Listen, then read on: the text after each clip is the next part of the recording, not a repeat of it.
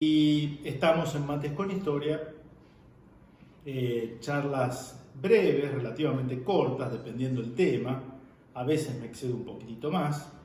Pero la idea es no agotar en un Mates con Historia temas demasiado complejos, demasiado extensos, hacer distintos abordajes e interpretaciones. Y un tema que a mí siempre me pareció interesante es el de la relación entre nacionalismo y peronismo. Nacionalismo y peronismo. Sé que hay muchos seguidores de Mates con Historia que son o se definen como nacionalistas, otros como peronistas. Ha habido a lo largo de las últimas décadas, sobre todo desde la irrupción del peronismo, puntos de contacto, pero también conflictos, faltas de entendimiento. Y es un tema interesante porque no hay libros de historia, ¿no? Pero allí se aborda tangencialmente el vínculo entre el nacionalismo y el justicialismo, ¿no? Y siempre cada autor tiene su corazoncito en algún lado, eso es obvio.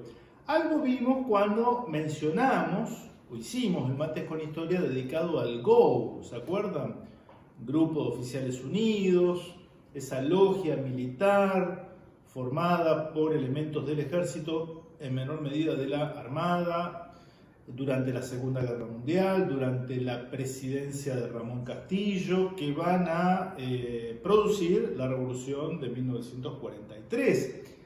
Y en la que va a surgir la figura de Juan Domingo Perón, que va a llegar al poder vía elecciones democráticas en 1946. Algo vimos, analizamos el libro de Enrique Díaz Araujo, ahí yo marqué algunas diferencias con el autor, que tengo entendido que es un referente, no tengo entendido, lo es, un referente, lo fue, falleció este año, del nacionalismo católico, ¿sí? Enrique Díaz Araujo.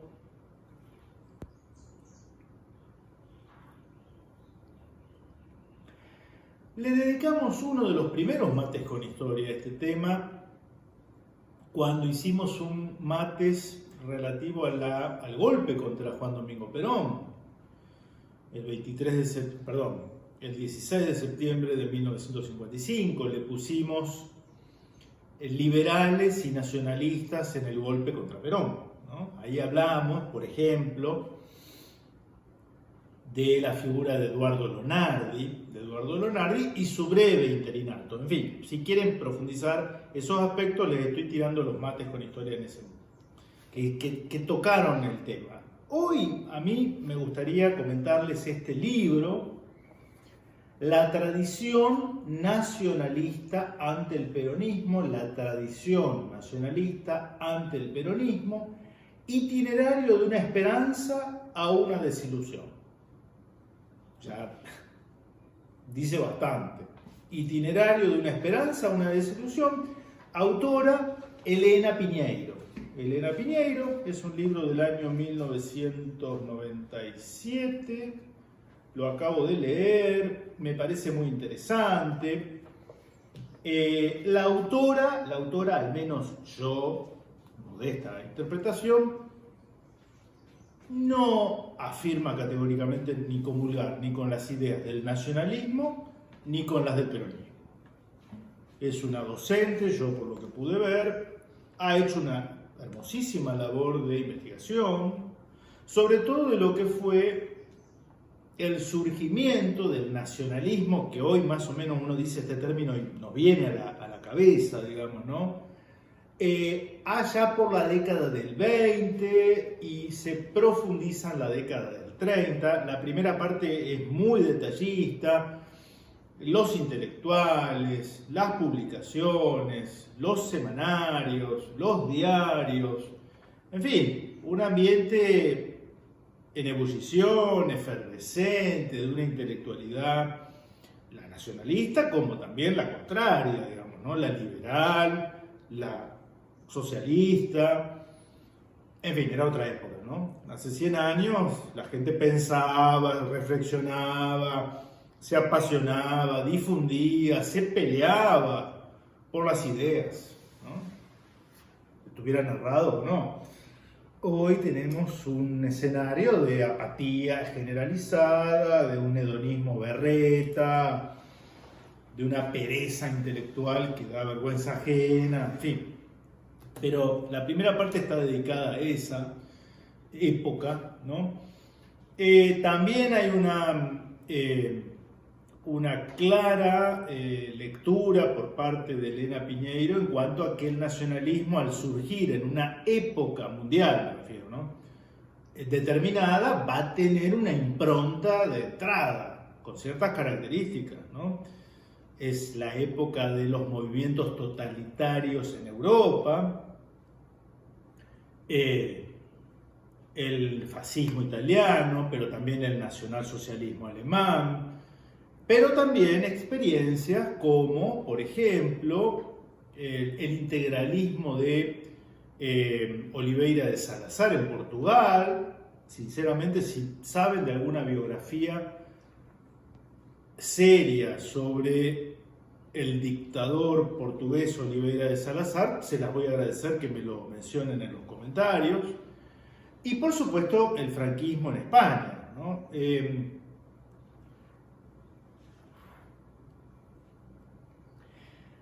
Nacionalismos a la europea, pero que van a tener algo en común con el nacionalismo criollo, van a ser una reacción al liberalismo político y también al marxismo soviético, claramente.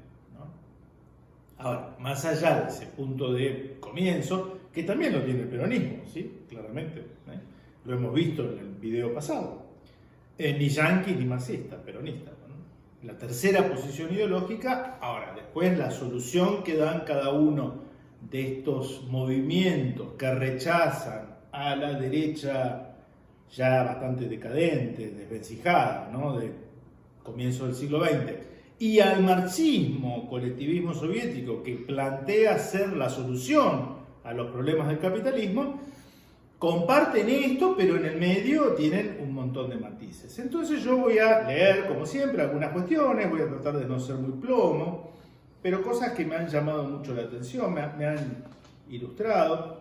Uno de los autores nacionalistas es un conocido nuestro, Manuel Gálvez. Manuel Gálvez, ¿se acuerdan que lo mencionamos cuando hicimos ese Mates con Historia dedicado a Irigoyen, ¿no? La biografía que hace Manuel Gálvez. Acá empiezan a aparecer algunos matices dentro del nacionalismo. Dice la autora, Manuel Gálvez también se orienta por estos años hacia el fascismo, influido intensamente por las ideas de Mussolini y aún más definidamente por las de José Antonio Primo de Rivera. Escribe en 1933 una serie de 10 artículos en La Nación, el diario La Nación, que aparecen publicados en forma de libro junto con otros 3 capítulos bajo el título de Este pueblo necesita. Plantea en esta obra la necesidad de optar por uno de los 2 caminos que en ese momento se abren ante los hombres, Roma o Moscú, para evitar el horror comunista con sus crímenes, con su satánico poder destructor, con su aniquilamiento del hombre, con su ateísmo militante. Está citando Manuel Gálvez, ¿no? Manifiesta la convicción de que solo un orden nuevo que ponga fin a los postulados de la Constitución del 53 puede salvar al pueblo argentino de su profunda decadencia. Para esto es necesario el caudillo que lidere con mano única y fuerte, un caudillo que provenga del pueblo, un ex socialista, nótese la similitud con Mussolini, pone el autor, ¿no?, o un ex radical, ajenos a la oligarquía conservadora. Pero, atenti, incluye además una gran preocupación por la justicia social, único medio de frenar el avance del comunismo. Porque esto de la justicia social, no todo el nacionalismo lo tenía en cuenta. No todo el nacionalismo tenía en cuenta lo de la justicia social. Después, tardíamente, algunos le van a reconocer ese mérito al peronismo. como si el único mérito del peronismo fuera el haber sido una muralla de contención al avance marxista, ¿no?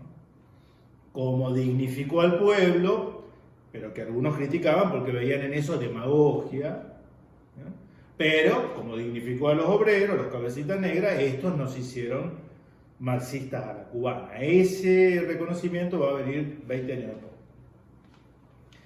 Dice la autora, es precisamente este tema el que lo diferencia del resto de los nacionalistas, a los que critica por haberse preocupado por la parte social del fascismo en su concepción, lo más importante, y la que diferencia el nacionalismo del fascismo.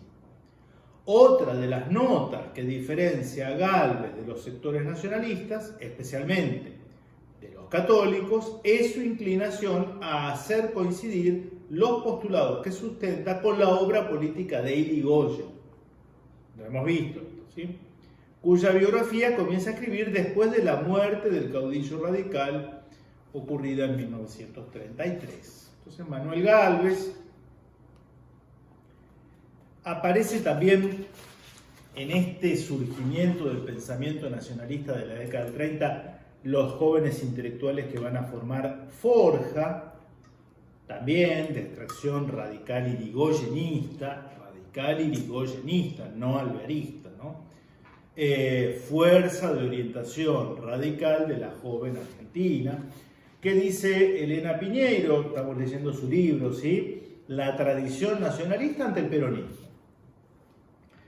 El 29 de junio de 1935 queda constituida la Fuerza de Orientación Radical de la Joven Argentina, Forja, cuyo lema será: somos una Argentina colonial, queremos ser una Argentina libre. Acá ya hay algo que para mí es importante. A mí mi profesor Luis D'Aloisio siempre me decía, no, Pablo, mira, nosotros los peronistas somos nacionales, no somos nacionalistas. Nosotros los peronistas somos nacionales, no somos nacionalistas. Por dos motivos. Síntesis, ¿no? Primero porque para el peronismo lo que importa es la grandeza de la patria y la felicidad de su pueblo. La grandeza de la patria y la felicidad del pueblo. Si hay grandeza de la patria, pero no hay un pueblo feliz, falta.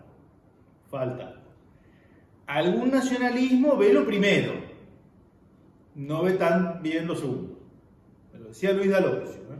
Ustedes, si quieren, lo toman, no lo dejan. Y otra cuestión. El nacionalismo a veces tiene esta impronta, este sello que viene marcado por la época, de que acá lo importante es ser anticomunistas. Anticomunistas. Por supuesto, hay una crítica al liberalismo oligárquico, ¿sí? Cuando en realidad la dicotomía en la Argentina, como un país periférico y semicolonial, es la de liberación o dependencia. Liberación o dependencia.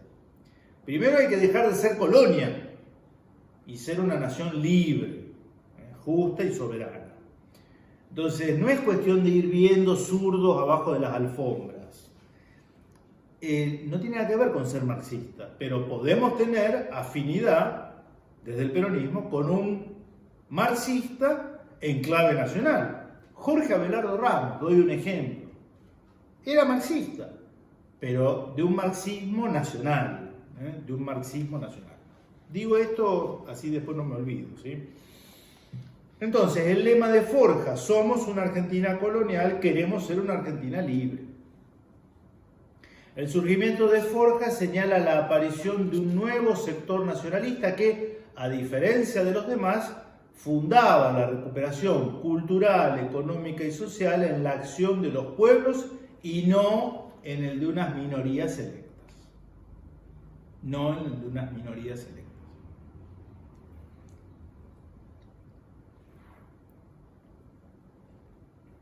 Este supuesto elitismo de parte del nacionalismo, ¿no? De parte del nacionalismo, el elitismo, una vanguardia iluminada, que curiosamente peca de lo mismo de lo que peca la izquierda tradicional, ¿no? La vanguardia que comanda la dirección que debe seguir el proletariado.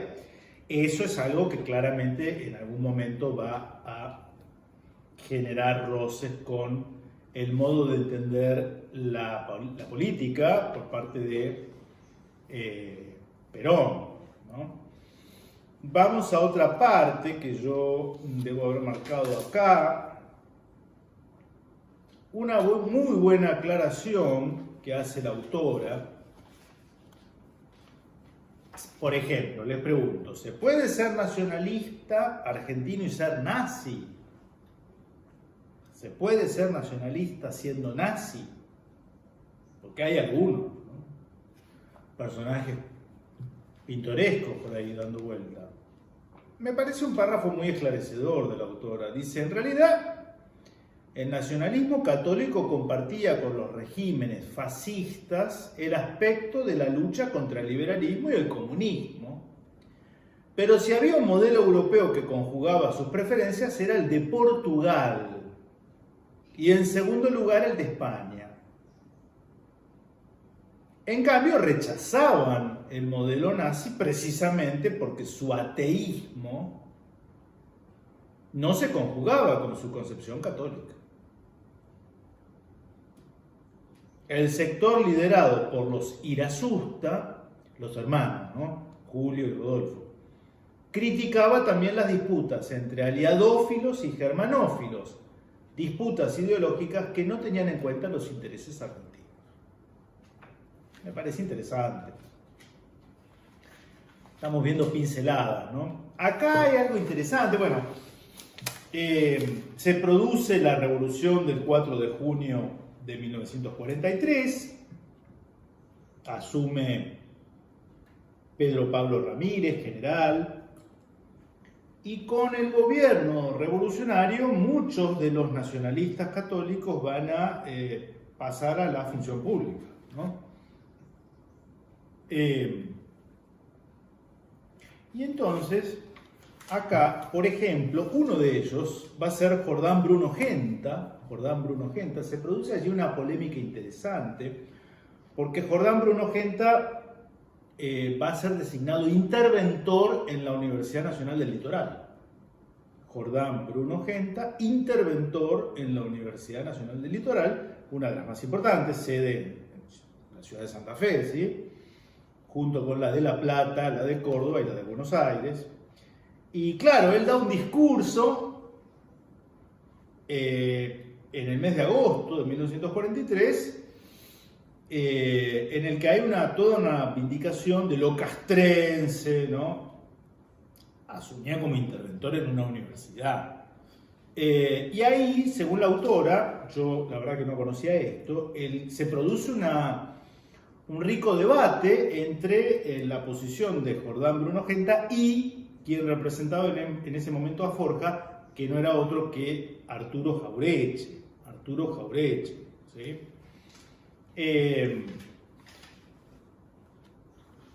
Entonces se produce refutación, van y vienen entre las publicaciones de los forjistas y los nacionalistas que abrevaban junto a Jordán Bruno Genta. Y dice lo siguiente: desde La Voz del Plata, una de estas publicaciones, los nacionalistas irasustianos también dejaron oír su voz de protesta ante la actuación del interventor, Jordán Bruno Genta, pues consideraban que provocaba un foco de enfrentamiento ideológico que distraía al gobierno revolucionario de los objetivos primordiales y urgentes que debía concretar. El editorial publicado el 16 de septiembre de 1943, titulado El interventor Genta debe renunciar, el periódico de los hermanos Irasusta, ¿sí? Como ven, entonces, el panorama del nacionalismo era de muchas internas, ¿no? Pedía la renuncia de Jordán Bruno Genta. Dio motivo al gobierno para clausurar el periódico y obligar a sus responsables a suspender los números 60 y 61. A la intervención de la Universidad del Litoral sucedieron las de Buenos Aires, a cargo del doctor Tomás Casares, y la de Tucumán por el doctor Santiago de Estrada, Ambos pertenecían al sector nacionalista católico y, aunque su actuación no compartió los ribetes militaristas y extremistas de la de Genta, se definió en una línea aristotélico-tomista. Hay un aspecto interesantísimo que aborda la autora, porque dice que producida la Revolución de 1943, el nacionalismo pareció interesado en tomar posiciones en el ámbito cultural y educativo. La intervención en ciertas universidades, el Ministerio de Educación, los ámbitos culturales. Y hay algo que siempre se dijo de este periodo, que es conocida la anécdota, de que va a haber una cierta censura con relación, por ejemplo, a la letra en lunfardo de los tangos. Esto lo han escuchado seguramente, ¿no? Censura a la letra en lunfardo. Para los que nos siguen fuera de Argentina, el lunfardo es el dialecto, la jerga popular en el castellano que hablamos en Argentina, el lunfardo, ¿sí? Como el slang en inglés, ¿sí? Algo muy coloquial. Decir, no tengo guita, la guita es la plata para nosotros, me voy a laburar, me voy a trabajar, en fin, el lunfardo, ¿no? El lunfardo era muy usado en los tangos, en la letra de los tangos, en esa época era furor, ¿no? Entonces, el gobierno revolucionario se va a... Porque una cosa es defender los valores, otra cosa es caer en una pacatería ridícula, ¿sí? Una cosa es defender los valores y otra cosa es caer en una pacatería ridícula. Esto lo digo yo. Entonces consideraba que la utilización del lunfardo en la letra de los tangos era la decadencia de la cultura argentina. Me parece que la pifiaban en eso.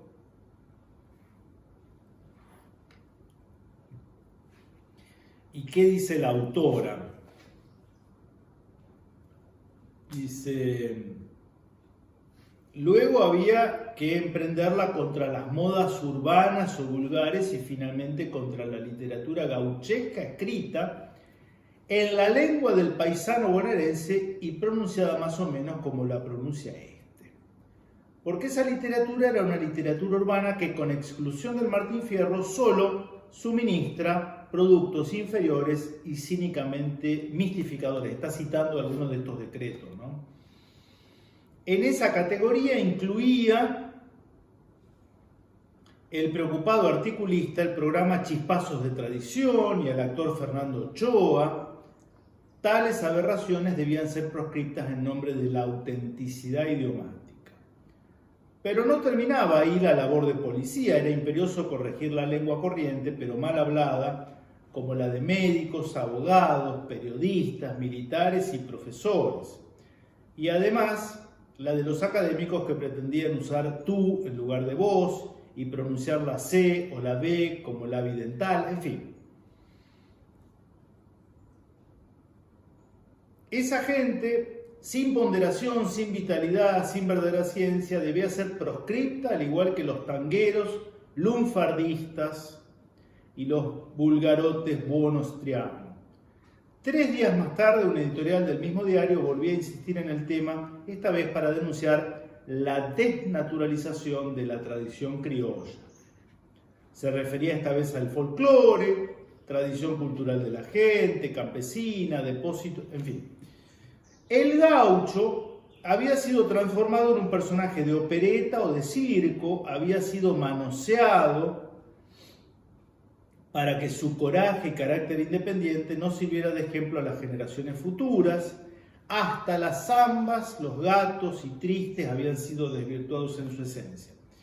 Estas consideraciones, dice la autora, rayadas en el delirio o en el ridículo, encontraron eco en las esferas gubernamentales, de donde surgieron una serie de medidas no menos delirantes y ridículas, que con el objeto de corregir las desviaciones de la cultura popular llegaron a encontrar llegaron a ordenar el cambio de nombre de calles, la corrección del lunfardo en la letra de los tangos, etc. Entonces, había una idea de que el nacionalismo también era una suerte de purismo en modismos culturales, ¿sí? El tema es quién se pone en ese rol de maestrito ciruela que corrige al alumno que habla mal, ¿sí? Y aparte se estaba dando un fenómeno muy curioso y tragicómico, diría yo, porque este nacionalismo tan preocupado en la pureza del gaucho, arquetipo que ya no existía, por otro lado, no existía ya la población gaucha, menos masiva, ¿sí? 1940, ¿sí? Obvia olímpicamente a todo ese fenómeno de migración interna que también hemos analizado en otro Mates con Historia, que se está produciendo a raíz de la Segunda Guerra Mundial, la sustitución de importaciones, esos changos santiagueños, esos cabecitas negros riojanos, correntinos que vienen y se instalan en el conurbano bonaerense y que van a encontrar un único interlocutor que los va a mirar con mirada serena, los va a escuchar y les va a dar dignidad material y espiritual. El oportunista, según el nacionalismo católico, Juan Domingo Perón. Pero en concreto va a ser el que les va a dar un trabajo digno, ¿no? O sea, estábamos pendientes de la letra de los gauchos y del Martín Fierro y de los tangos, pero todo ese fenómeno de los cabecitas negras, que son los nuevos gauchos, ¿o no? ¿No son los nuevos gauchos? Para mí son los nuevos gauchos. El obrero pobre, desplazado, que viene a la ciudad a encontrar un oficio bien remunerado. Esa es una preocupación no presente en estos círculos de ese nacionalismo elitista, ¿no? Bien, podríamos seguir y seguir y seguir y seguir. Yo voy abreviando. Les recomiendo el libro de Elena Piñeiro. Se lo recomiendo. Hay una parte muy importante cuando surge la figura del peronismo, de Perón. El nacionalismo se divide en dos aguas y están los que se van a sumar al peronismo, sobre todo los de extracción radical, ¿no? Algún nacionalista católico y los que van a quedar a la expectativa de una revolución que había sido imaginada en términos de pureza y que no se va a dar en esos términos porque rara vez se da, ¿no? Y curiosamente van a estar después desfilando con la Unión Democrática de la mano del embajador Springer. O sea, eso hay que decirlo. Muchos de ellos también van a estar prestándose en el año 55 a que la revolución contra el tirano termine siendo capitalizada por masones y liberales, como va a ocurrir cuando llega Pedro Eugenio Aramburu al poder. Esto es historia, ¿sí? Esto es historia. La Alianza Nacionalista, que participa en las elecciones de febrero del 46, con una lista de diputados nacionales, entre la que figura el padre Leonardo Castellani, entre otros, ¿no? Apoyan la candidatura de Juan Domingo Perón. Y, por ejemplo, y con esto cierro, este nacionalismo de origen radical irigoyenista que va a nutrir las filas del peronismo se constata en muchas agrupaciones. Esto yo no lo sabía. En primer lugar, la UCR Junta Renovadora, cuyo pensamiento expondrá el doctor Hortensio Quijano, va a ser vicepresidente de Perón, ¿no? Mientras tanto, también daba cuenta de la labor de los centros políticos que se organizaban para apoyar la candidatura de Perón. Además de la UCR Junta Renovadora, surge la UCR Concentración Irigoyenista, que el 4 de noviembre realizó una asamblea en su local de Avellaneda con la presencia de dirigentes de 20 circunscripciones metropolitanas. El semanario anunciaba, un semanario así, ¿no? También la realización de un asado criollo organizado por la Juventud Irigoyenista de Recuperación Cívica a realizarse el 17 de noviembre en homenaje al día de la Segunda Emancipación Argentina. En fin, muy recomendable el libro de Elena Piñeiro. A mí me queda el sinsabor de un nacionalismo que, y esto creo que es una característica que permanece al día de hoy, cuyo purismo lo lleva a vivir en una interna permanente, O sea, mientras tanto, ese proceso de decadencia nacional continúa, se agrava y el nacionalismo está, o estaría, veo yo, más interesado en ver la paja en el correligionario, en el camarada que se tiene al lado, que